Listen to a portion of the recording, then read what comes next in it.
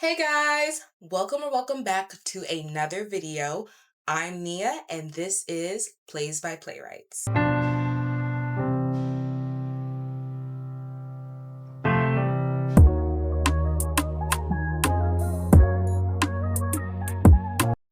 So, this week's play is none other than the amazing Confederates by Dominique Morisseau. As you guys just noticed, probably, I did not lift up the play like how I normally do in the rest of my videos. The reason behind that being, in the script that I have, which is from Concord Theaters, it strictly says that any recitation of the script or anything that encompasses it, or any publication of it, or any viewing of it must receive the rights in order for that to be done. And I don't have the rights for that. And I do not want to get this video demonetized, nor this channel shadow banned.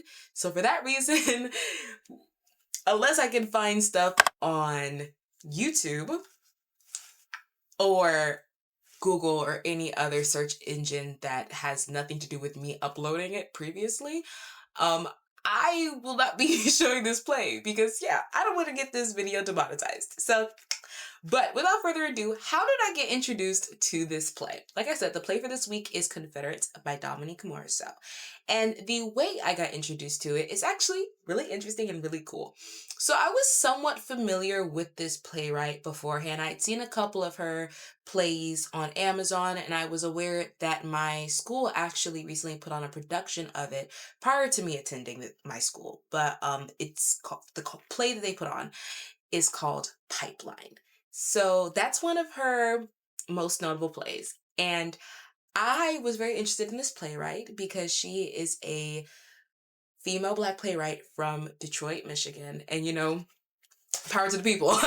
So I, in an effort to expand my knowledge of Black and African American and just honest Black playwrights all over the diaspora, I started researching some of her plays. Ironically, a local theater not too far from my house was putting on a production of Confederates. And I actually knew two people who were in the cast, and I was so privileged to be able to participate in their Sunday talkbacks, in which we get to ask the cast and directors and set team and all of those amazing people about their experience learning about the play and producing it.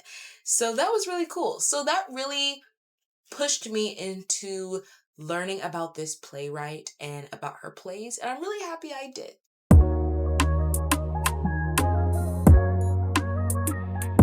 The play Confederates was first ever shown at the Signature Theater in New York City, New York on March 8th, 2022, with the director and the production team as shown on the screen, and the cast as shown on the screen. So like I said previously, I cannot physically show you the play in my hands. However, those are the people who, aside from the playwright and the producers and the amazing audiences who were the first to ever see this play performed live, are the people who really helped solidify this play and make it what it's known to be today. So, what is this play about? Well, I have something interesting for you guys. This play takes place in two contrasting time periods. I know, right? Shocker. We haven't reviewed a play like this. Well, these two time periods, while both taking place in the United States of America, like I said, are in different time periods, and you might be able to say might be in different places. Who knows? Anywho, so the first time period is in the 1800s. And during this, we are in the southern part of the United States during slavery times. And the characters we are introduced to are representations of that time. There is our first protagonist, whose name is Sarah. Sarah is a very witty, spunky, young to mid 20-year-old woman who has a older brother named Abner, who is a runaway slave and now a Union soldier who is fighting for the emancipation of his people. Sarah is also very passionate about this fact, but aside from the fact that she is a woman and, you know, women weren't really fighting in wars, for lack of better words, she is really mitigated in that sense in being able to help, at least in the beginning of the play. Along with them, there is the character Luann, who is a slave as well, and has gotten on the better side of Master by essentially sleeping with him. Not even essentially. Yeah, that's what she did. And you know what? Honestly, not saying I condone. I mean, I wasn't alive back then, so I'm not gonna even attempt to condone because slavery, despite what some people in authority in the United States might be saying, was a horrible and horrific human experience and in no way, shape, or form should be undermined. Anywho, yes, so she slept with Master on numerous occasions after his wife passed away. The Master's name is Master Dan, but he's not shown in the play. He's mentioned, but not shown. And works her way into some sense of security in the sense of her not being whipped, her not being ridiculed, and being able to live as a house slave and with very mild restrictions compared to other slaves. And according to Abner and Sarah, she is a blabbermouth and is not above telling Master secrets that she hears on the field or in the house from other slaves in order to stay in his good graces. So that is Luann. Along with them in that time period it's only one more person, is Missy Sue. I was gonna say R because Master Dan, but like I said, Master Dan is not shown in the play. He's solely mentioned.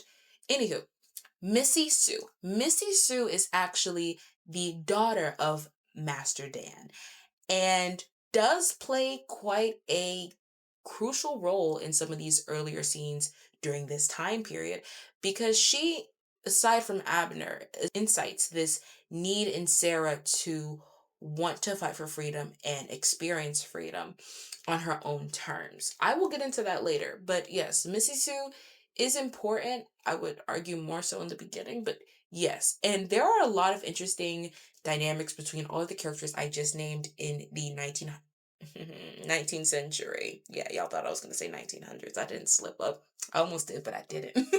Anywho, the 19th century time period. And I slipped up there. Anyway, the 19th century time period. Yes. So, like I said, those are the characters in that particular time period. Moving forward about 200, a little bit less than that, roughly 200 years, we have the characters in the time period of present day. So, like I said, this play was first ever produced in 2022. So, the 2020s, the 2010s, around that area. We first have our second protagonist, which we are actually introduced to her first rather than Sarah, but I wanted to mention Sarah and her time period first because sequentially, in the sense of time wise, that's the first time period. So that's just how it made sense in my brain. But yeah, so we are first introduced to Sandra, who is the protagonist of the present day section of this play. She is a professor, a Black female professor, one of the only two in her Department of Political Sciences, actually, at a PWI in the United States. And she is incredibly critically acclaimed, as we get to see, but you get my point, through the comments made from another character who is a student of hers, actually two, actually three, one of her peers as well, regarding her longevity in academia. So, who else is in this plot along with Sandra? There is Jade, who is her peer. Jade is another professor who is technically lower ranking than Sandra. Sandra has tenured, which I really hope I'm pronouncing that right, but tenured, which essentially means that she is a well acclaimed and long term professor in general. Like, she has been through the trials and tribulations and has earned her spot as a semi permanent to permanent professor at her PWI. Jade is more of a newbie when it comes to formal academia. She actually used to teach at a community college, went to an Ivy League. She's a brilliant woman in herself and is in the same department as Sandra. However, she's also younger than Sandra and hasn't gotten all the street cred she needs in order to be a tenured professor. So there is a dynamic play right there. Then there is also the character of Malik, who is a Black student who attends both Sandra's and Jade's classes. However, is really yearning for the exception of Sandra. And he is a brilliant young mind. He's very passionate about social injustices and really wants to see the world prosper and grow from some of its current and past racist and just prejudice. Not so great. Let's not be prejudiced, guys. Anyway, prejudice preset notions. Then there is his, you could say, female counterpart, whose name is Candace. Now, I actually want to point out a lot of these characters are doubled. So instead of there being, like 9, 10 different actors, there's only about 5. The 2 main characters are not doubled. However, Candace is doubled with the actress who plays Missy Sue. Malik is doubled with the actor who plays Abner. Jade is doubled with the actress who plays Luann, and that is it. Like I said, the 2 main characters don't change. So yeah, back to Candace. Candace is essentially Malik's female counterpart. She is a college student who is white and attends this PWI and is a student in the social justice, political science, you get the point, program. And she, I feel like she is like a representation of so many, I don't want to say white saviors. I feel like that's the wrong way to phrase it. But yeah, she is a white savior, but with pure intentions most of the time. She genuinely tries to check herself when it comes to, as the play describes it, racist bias, unconscious racist biased. It's been a long day. Anywho, and really tries to not let that affect her in the way she sees her Black counterparts and Black professors and just people of different ethnicities and races, backgrounds and all in general. And she does in my opinion, does a pretty decent job at not being racist, or at least not being intentionally racist, of course. So yeah, that's Candace. And these characters play crucial roles in their own universes, if you will. These time periods don't overlap until the very last scene in scene 10, where we are able to see Sarah and Sandra at the very end notice that the other person exists. And it's in a moment of solidarity. It's not like oh crap, hi. It's not like that.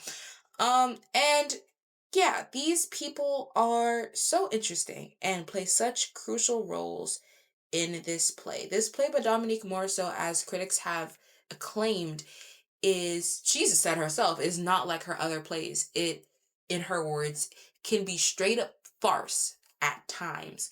and is very satirical and comedic. And you have to honor those satirical and comedic elements in order to truly achieve the true meaning of her play, which I think is really profound. I have not read any of her other plays, but I'm going to get to it. I'm going to get to it.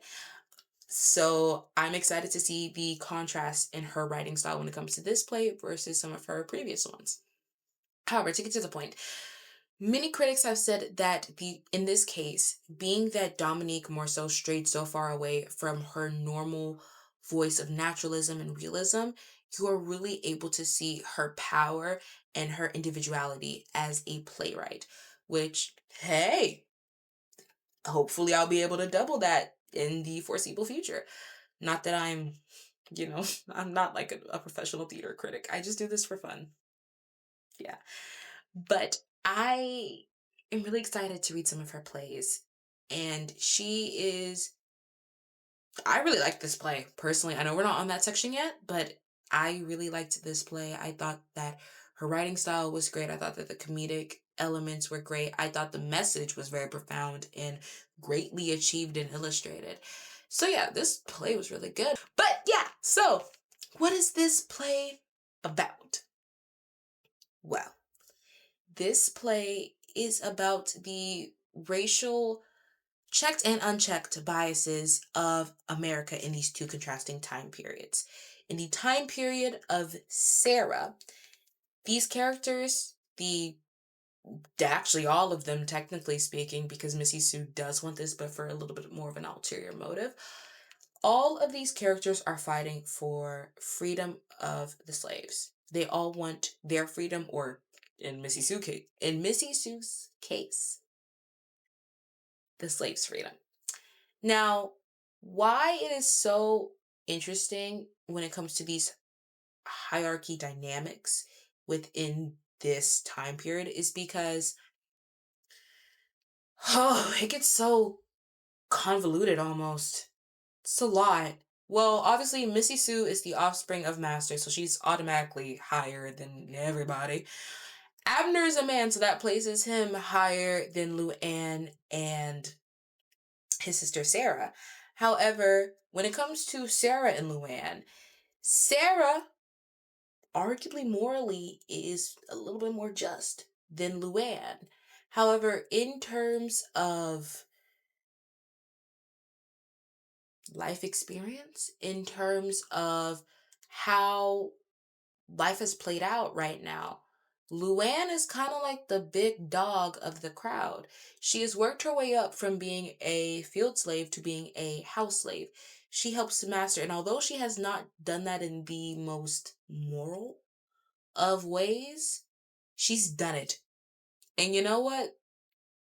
There was not much Black people could do during slavery at all. So, being that she got her taste of freedom before the Emancipation Proclamation, in that sense, well, she did it. What you gonna do? You know? That's how I feel about it personally. Again, we're not on that part.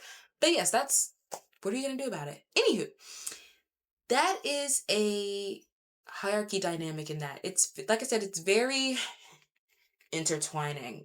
But yes, yes. And then in the second time period, you really get to see the hierarchy there.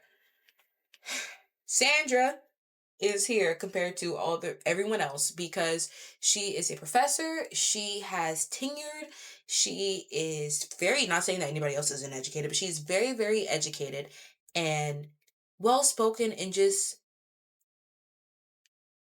she's great. She's great.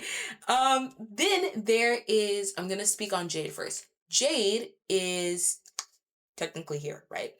Jade, like I said, she comes from, although she has been educated at an Ivy League and is very well educated, she taught at community college and also is not a tenured professor like Sandra is, right? So those are the levels there.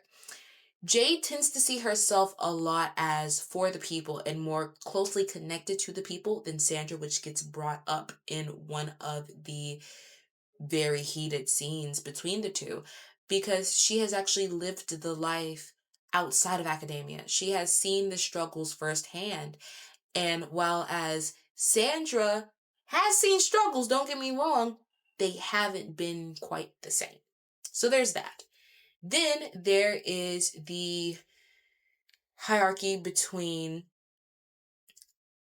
Malik and Sandra. Obviously, Sandra's the teacher, right? Malik is a male, but Sandra is a teacher, so you get the point. And that dynamic is very interesting because you can see, especially in the first scene where we see Malik, which is scene 3. Second scene we see Sandra. First scene we see Malik. Is you are able to see that Malik is trying to grapple for some power here. At this point in time, he is disputing a grade with Sandra, and he's essentially saying that my essay deserved to be at least an A. It was a B minus, if I'm not mistaken. And that was not good enough for him for multiple reasons. One, because he was on scholarship and that would lower his chances of being able to renew his scholarship. Also, he thought he worked really hard on it. According to me, he pulled 2 consecutive all-nighters in order to do that paper and to deliver it the best way he could, only to get a B minus on it, which he didn't appreciate. I mean, hey, fair. You have the right to dispute your grade. I mean, fair enough. But yes, so there is a power dynamic there. Later on, that power dynamic doesn't equate, but it does. Malik gains a little bit more power when he rewrites his essay. Sandra reads it and then approves of it greatly. And she mentions that the nuances that he added were really profound and actually recommends his writing to be published in the student newspaper, which would be a great boost for him all around.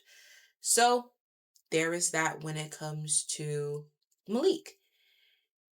Then there is Candace and Sandra. I'm going to do all the Sandra ones first, and then there's one more after that. So there is Candace and Sandra. Candace is white. She's also a student and younger. Well, not obviously, in the sense of like you can be a student and be older than your professor or your teacher. That happens a lot. But you get my point. She is younger than Sandra. So that's the power dynamic right there. However, there are instances where this power dynamic right here greatly parallels that between Sarah and Missy Sue. Because Missy Sue is obviously the slave master's daughter. So, off screen, you know what I'm saying? But that's something to laugh at. But you get my point. Yeah, she is. While Sarah is here. But that starts to equate the more and more freedom seems plausible. And then, spoiler alert, when Missy Sue and her father are, this is mentioned, it's not played out, but when Missy Sue and her father are killed in an accidental fire, she's gone. So there is no, you get my point? Sarah gains all that power. And why I say that is because there is a grapple for it. Not similar, but there is a grapple for it, like how there is a grapple for power between Malik and Sandra at one point in time. Sarah and Missy Sue grapple for power a little bit because in this play, there is an element of being lesbian. There we go. We said it. Oh my gosh. My state, sue me. Anywho, yeah, I'm not gonna say my state, but sue me. Anywho, yeah. So there is there are not even notes. I mean, it's very clear. There are points in times and mentions of being homosexual in terms of Missy Sue and Sandra. Wow, Missy Sue and Sarah It's interesting how the two main characters both have S names. Kind of interesting. Anywho, Missy Sue and Sarah. So there is there's a constant mention of the Bible and the Christian faith and religion in this play. It's more so done in the earlier time period. However, nonetheless, is it mentioned? I don't think so. I actually don't think it's brought up at all in the second time period, but it definitely is brought up in the first. And there are several mentions of a passage in the Bible in which it states that the slave master, or the master nonetheless, has the right to essentially act on their passions and do pretty much whatever they want. Whereas the slave has to be obedient and cannot do that. And in this sense, you see Missy Sue being able to act on her passion to want to have some form of a romantic, possibly sexual relationship with Sarah. And Sarah, while she wants this and doesn't really know that this is even like a thing for real, because obviously we're in the 1800s, but you know, she can't have an opinion, honestly, because she is the slave. And that's what the good book, several people describe it as that in this time period. That's what the good book describes. So there is that dynamic. And my point, bringing it back around. My point in saying is that there are some intense parallels when it comes to that grapple for power between Missy Sue and Sarah and Sandra and Candace. Why I say that? Because there are several instances where Candace says things that are very questionable. And I'm not going to say of course, but there is a good chance. There's a good probability she did not mean it. However, she still said it. There is one point in time where Candace is comparing Jade and Sandra. She's like, oh, you guys are nothing alike. And then Sandra's like, oh, why would we be alike? And then she's like, I was totally racist just then. No one take that personally, please. I didn't mean it like that. But you get my point. She was like, I was just totally racist just then. And then there's another part where they're talking about an instance that happened, which is how this play starts, where apparently, not even apparently, it happened. Someone printed out a photo of a Black woman with a white baby, who the white baby was suckling her breast, which we come to find out was actually Sarah and Abner's mother. Anywho, the baby suckling her breast with a photoshopped photo of Sandra on it. And it was framed or taped on her office door, which is horrible. That's horrible. Why? Why? But I digress. So that happens. And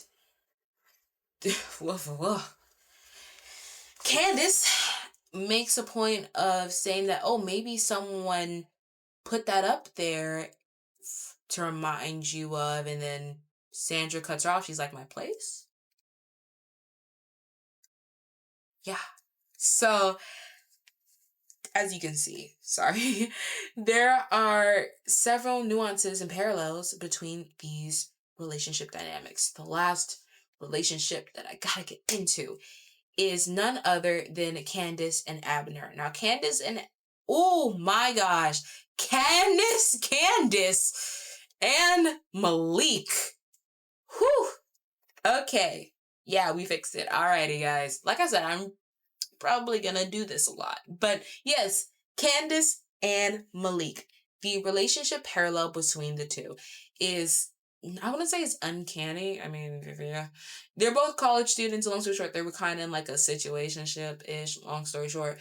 But Malik is... It depends on what side you look at it from, but from a somewhat neutral perspective, I'm not going to say somewhat, no neutral. I'm taking this off of what the characters have said. So yes, this is neutral. Jade coddles Malik, or at least seems to, because he is one of the 6, literally, Black students in that entire department.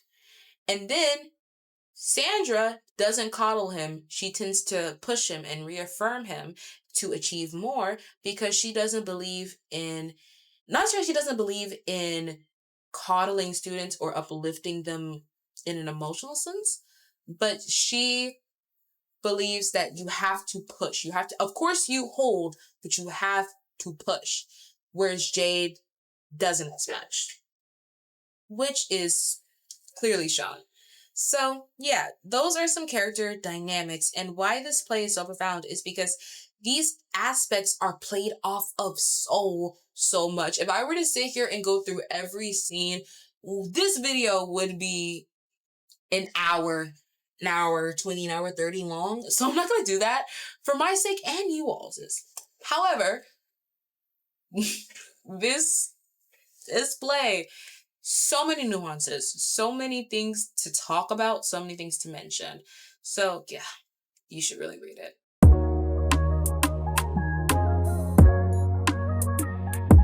So I kind of did this already, but let's analyze this play and let's analyze these characters and what they mean. Like I said, this play is so heavily rooted in the acknowledgement and understanding of America's racist notions, and you can even argue chauvinist and misogynistic and sexist origins. But nonetheless, it's primarily about racial discrimination. I mean, I wouldn't say primarily, I would say like 98 upwards % of it is about racial discrimination. So that's what this play is about. And each one of these characters is so interesting because other than the 2 main characters, the actors who play the first set of characters double and play the next set. And you can see a clear power dynamic and clear intentions that parallel between these actors' shared characters. Luann, for example, and Jade, they are both really focused on building a sisterhood, of building a kinship between, in the first time period, Sarah and obviously Luann. And then Abner gets brought into that a little bit later on. And then in the second time period, Jade and Sandra. So the actress who plays those characters has to really tap into the whole idea of trying to bring about community and trying to improve community. The character who plays Abner and Malik is, that's an interesting one, because Abner wants freedom and he wants glory in a way. So you can argue Malik kind of wants that as well in terms of his advancement in academia. But I don't think that's the biggest parallel between the 2 characters. I would say they're both grappling for power. Actually, I would say that it appears that Abner might have more of a stronghold of power versus Malik, although that's not entirely true, because in scenes it gets revealed that he is more so kind of like a busy man for the Union, loading wagons and carrying around guns and things of that nature. And Malik is never going to really be 100% heard because he's not a teacher, and he always will not be at the top of the hierarchy chain. So you could say both of those characters really, really want power and be control of it. Then we have Candace, last but not least, and Missy Sue.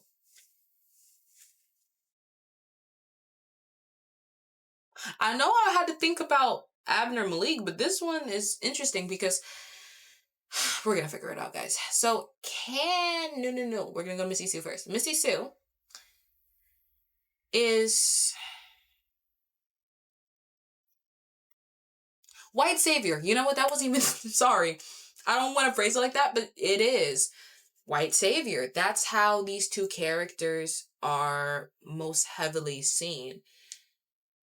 Missy Sue has this savior complex when it comes to saving these slaves from slavery, and really tries to, not even tries, does act on her superiority when it comes to the relationship she wants to pursue with Sarah, and making sure that whatever she says essentially goes. And then Candace is like the white savior that currently isn't saving much. Well, I mean, she's the student aide to Sandra, so if you want to argue that she's saving Sandra from falling behind, sure, go ahead. But I mean, she's not saving much, if you get what I'm saying. But she is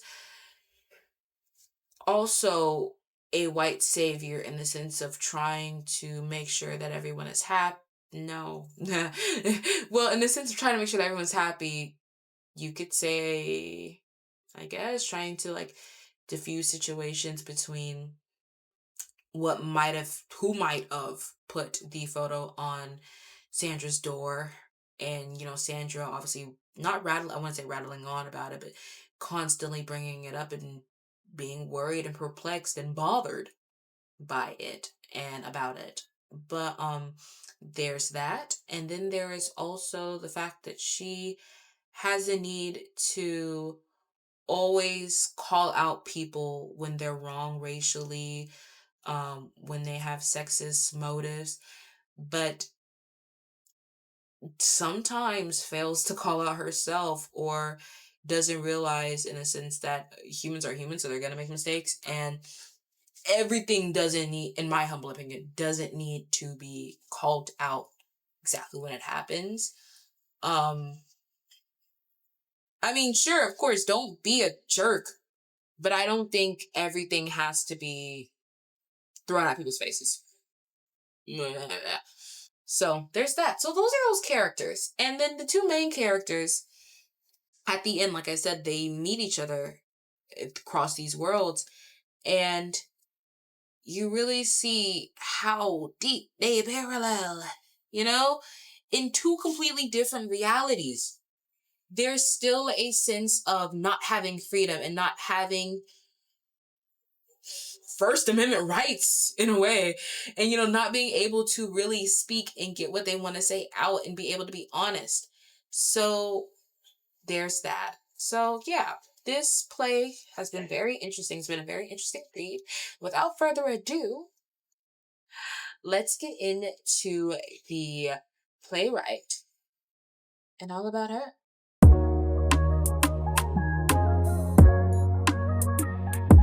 So this section is all about the lovely, lovely playwright, Dominique Morisseau.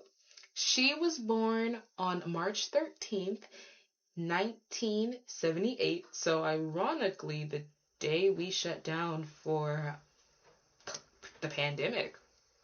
It's wild. I know, me personally, in my state and in my county, we shut down on March 13th in 2020. But yes, aside from that, she is the playwright of this lovely, lovely piece. And I did say earlier in the video that I was introduced to her through community theater and then Amazon, kind of the opposite way, but mainly I would argue through community theater, and then that's how I really got intrigued by her works.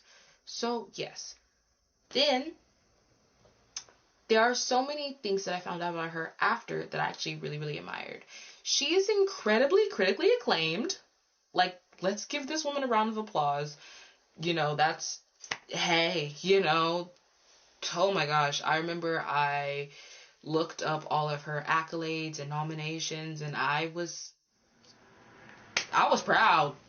Power to the people, and she has really worked hard in this industry in terms of playwriting, in terms of producing and acting. She was actually a writer on Shameless, which is, not so unironically, one of my favorite TV shows. We love Emmy Rossum. We love her. We love her. But yes, so yes, that is, Dominique Morisseau is amazing. And she is most well known for her Detroit Project, the Detroit Project, which is a series of 3 plays throughout different time periods in Detroit, Michigan, in the United States, which is where she grew up. And she is also of African American and Haitian American origin.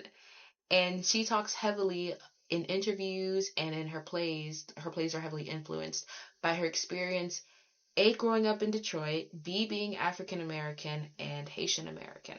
She actually has a play that, as of the date that this is being filmed on and the date that this will be dropped on, recently wrote and it's in its process of being producing, called Bad Creole, which is about the Haitian and Haitian American experience, which I cannot wait until it becomes available on Amazon because I will be reading it. So coming from someone who has a lot of friends of Haitian and Haitian American descent, I can't speak Creole at all, but I would really love to read this play and get some more insight on the Haitian and Haitian American experience. So yes.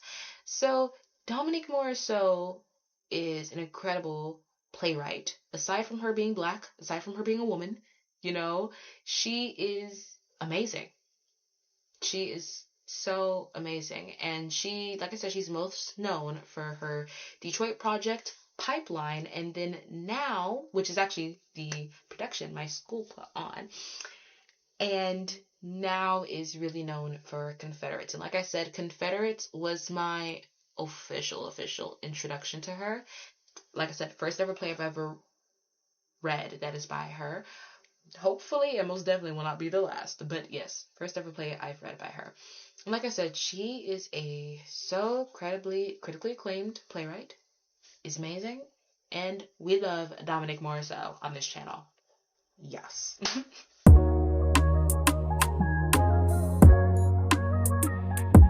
So, what were my likes and dislikes of this play? I want to preface this by saying that this section of this video is entirely based off of what I experienced and have read and researched about the play and from the play, and it's based off of my experiences and my opinion. If you have a different one, you are more than welcome to express it and debate it. Just please be respectful, and of course I will be respectful in turn to you. So, without further ado, what did I like about this play? Well, I really liked oh my gosh, where do I start? I really liked the aspect, the topic of this play, first and foremost. Let's get into it. I personally go to a school that I wouldn't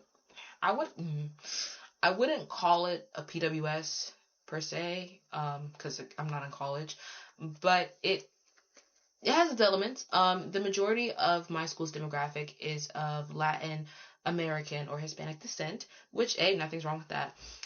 And the majority of those people are more so on the European side of the beautiful and expressive wide range of Latino and Hispanic heritage. Of course, not everybody is, but like I said, a good chunk of that, about 75%. And at my school, about 15% of people are of African descent in terms of anywhere in the diaspora. Because as we know, just because you are of a certain country doesn't automatically make you not of African descent. Especially if you're black. If you're black, you're of African descent. I don't know why I had to clarify that, but yes. So you get my point. Yes. So, and there have been instances where I can say that, thankfully, I don't think I've truly experienced a racist encounter at my school. I think it was more so blissful ignorance. And of course, when these people who were blissfully ignorant were called out on this, and made aware of their mistake, they corrected it.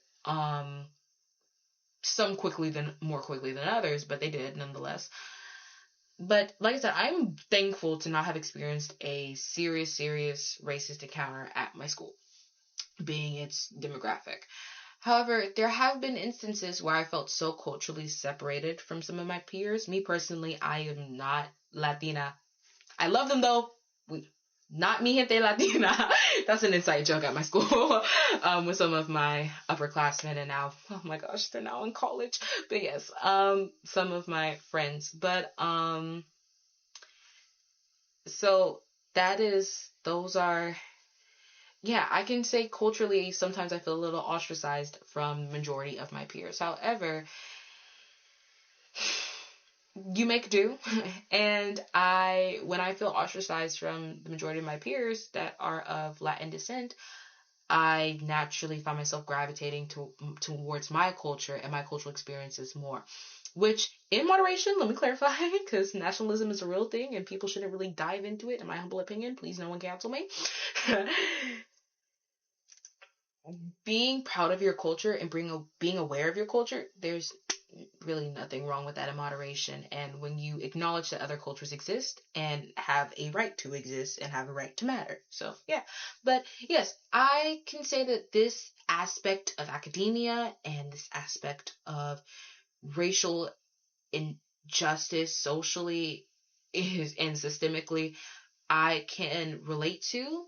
I have seen firsthand, not necessarily at my school, but I've seen firsthand, I've experienced firsthand, and I'm grateful that someone had such a interesting and nuanced perspective of this very controversial and deeply historically rooted issue. So I really liked the topic. That's something I want to say. I thought this play was very interesting the way it was divided. I don't think I've ever read a play where two time periods were going on at the same, I mean, not scene by scene next to each other, but like they were, scene one was this, and then scene one was that, and scene one was this, and I mean, scene three was this, and then scene four was, give me the point. Yes, so that was very nice. I enjoyed those aspects, and I thought that these characters were very satirical, especially Sarah. Yes, Sarah. Yes, I found her very satirical, and I found a lot of these characters very interesting and nuanced and real. Real. I could see people I know playing these characters, or obviously they were not the characters were not based off of them, but like I see similarities, mainly good ones. Everyone has bad qualities, but good ones nonetheless. So there's that. Something I might not have necessarily liked, coming from someone who is of African American descent, the whole aspect of slavery in America, in the United States, very closely related to me because my ancestors experienced it in this very country, and in the Bahamas, but mainly here. So, yes, being that conversation is something that I've had with older relatives of mine, such as my aunts and my mother and some older cousins and things of that nature, and neighbors and friends who are of the same ethnicity or similar ethnicities of mine. The topic was very interesting. What I kind of struggled with, not that I can't read AAVE, African American Vernacular English, or variations of it, because I very much can and can understand it and can speak it. I just don't, because I just don't, at least not on here. There were some parts where I was a little, I'm also slow at times in terms of reading, so I'm a little confused at times. Not slow as in like, not slow as in, yeah, I think you guys know what I'm trying to say, especially my younger viewers or my peers that may be watching my channel. If you are, hi, thank you for supporting, but thank you for supporting in general, anyone. But yes, so that, yeah, there were moments where I was like, why did you word it? Oh, I mean, okay. There we go. I was a little confused, but we figured it out nonetheless. So yes. Something I actually didn't mention. Wow, shocking. Very off topic. But my outfit today is supposed to represent, it's very churchy, but it's supposed to represent, academia. I have something like, yes, I attempted. I'm not even gonna say I tried, but I attempted. Anywho, yes, so those are some things I did and didn't like. I'm gonna make a point of stop pointing out the font size unless it was a play that it was made in the past 20 years, because I've noticed that the older the play, or at least the older the publication of a particular play is, the more, for lack of better words, Victorianish, Victorianesque, Victorian, Victorian, a play's font gets. So, you know, now it's more so Palantino and Times New Roman, but back then it would have been some calligraphy font. I don't know any particular fonts by name other than like Arial, Calibri, and Times New Roman and Palantino, but you get the gist. So yes, um,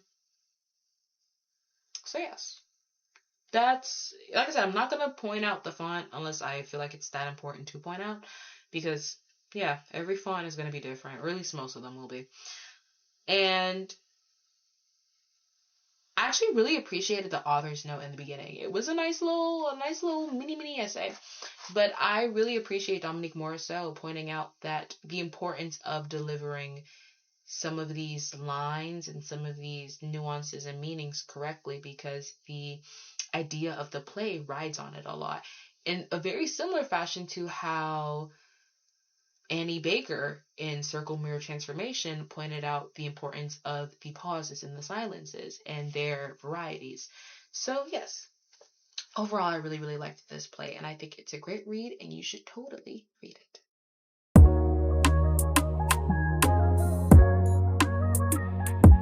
So, last but not least, takeaways. What can you and I take away from this play? Ultimately, I think the biggest thing is to acknowledge and, in a way, not even in a way, correct the biases, racially, gender wise, all of them. Just correct them if you have them. It's human nature to have biases at points in times, but as history has proven time and time again, biases in any way, shape, or form, when taken too far, can be extremely harmful to the betterment of humanity and the human population and the people who fit into those quote unquote biases. So please, if you have them, correct them. Make an effort to not be racist, to not be sexist, to not even be homophobic. You get the point. Just be a loving person, please. Please, please, please. So that's one point. Another point, what I would say, is that there are so many similarities between post-Emancipation Proclamation America to pre-Emancipation Proclamation America, in terms of how Black women are treated, how Black people in general are treated, and all of that combined. Social hierarchies seem very similar. In the essay that Malik writes, it's very interesting how he points out the similarities between slavery and then post-slavery, and even all the way up till modern day, and how there's so many parts that correlate with each other, which is true. It's true.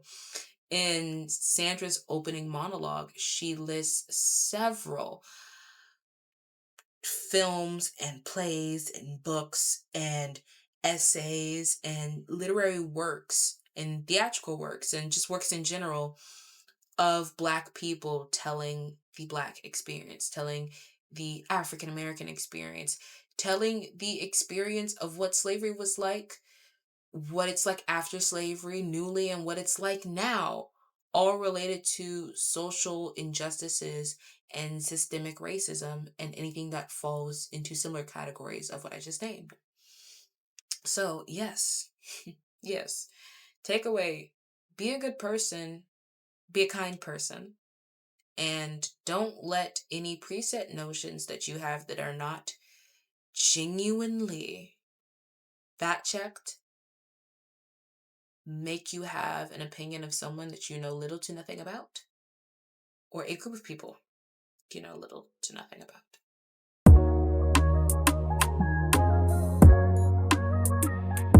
So guys, that is all for this video. Please do not forget to like and subscribe and share with friends, family, any person you may know who loves video essays or theater or anything along the lines of that. Please support the channel. Please support me in making these videos and so much more. Yes. If you have any questions or any debates in the comments or any commentary, anything like that, all I ask is you be kind and respectful and put it in the chat. If you are auditioning for a play that I have mentioned on the channel, or this one in particular, or you are producing it or directing it, or maybe you're teching for it, or maybe you're designing the set, or you're the lighting manager, anything like that, please feel welcomed to share in the comments, to talk about it, to do anything. Support theater. Support theater, support theater, support theater, support theater, support theater, support theater, support theater. Please, we need it right now, especially in America. we need it in general, but support the arts, support theater, support Black theater, support any theater. Just support theater, support the arts, please support the arts. So yes, so that is all for this video, dramaturgs. Till next time. See ya.